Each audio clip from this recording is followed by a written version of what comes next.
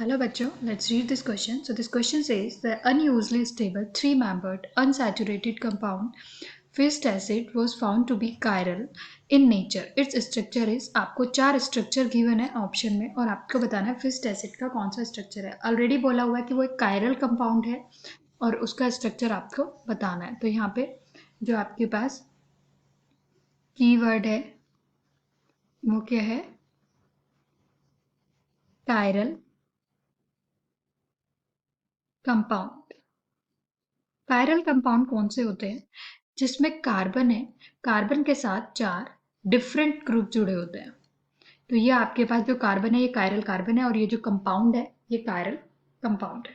तो अब हम फिक्स्ड एसिड के लिए स्ट्रक्चर समझते हैं, उसका फॉर्मूला क्या होता है और फिर कौन सा स्ट्रक्चर उसके लिए हो सकता है, क्योंकि वो ऑलरेडी बोला हुआ है कि वो कायरल है. तो वो हमारा कायरल का दूसरा ये भी है कि इसमें नो प्लेन ऑफ सिमेट्री भी होना चाहिए. प्लेन ऑफ सिमेट्री भी नहीं होना चाहिए क्योंकि वो आपके पास ऑलरेडी गिवन है कि कायरल है नेचर में. ठीक है, ओके. तो फिक्स्ड एसिड के लिए जो फॉर्मूला है, पहले सॉल्यूशन के लिए फिक्स्ड एसिड फॉर्मूला देख लेते हैं.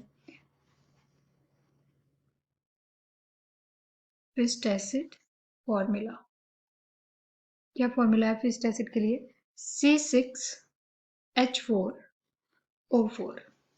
ठीक है. अब हम एक एक करके स्ट्रक्चर ड्रॉ करेंगे और स्ट्रक्चर ड्रॉ करने के बाद चेक करेंगे कि वो हमारी कंडीशन को फॉलो कर रहे हैं या नहीं. पहला स्ट्रक्चर ड्रॉ करते हैं.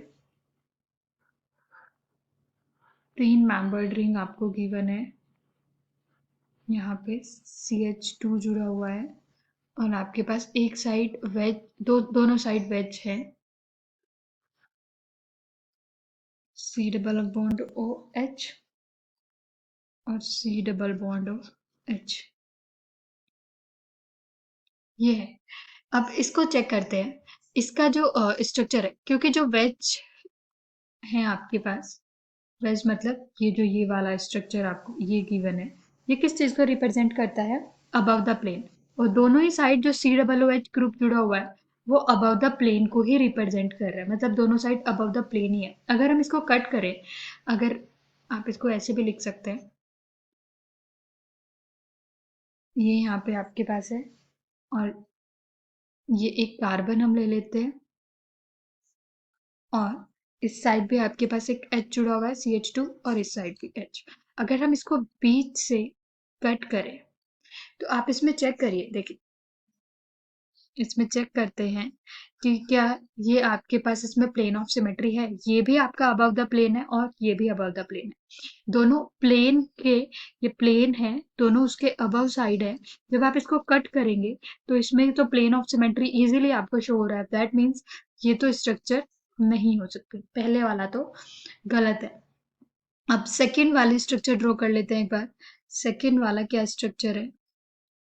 ऊपर तो आपका सेम है CH2 और इस बार जो आपको C double bond OH group दिया हुआ है एक वेज से शो किया हुआ है और एक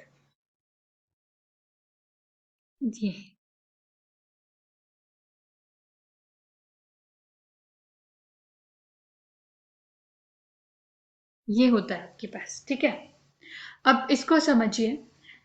ये आपके पास जो वेज है ये अबव द प्लेन है, ये अबव द प्लेन है और ये आपका बिलो द प्लेन है.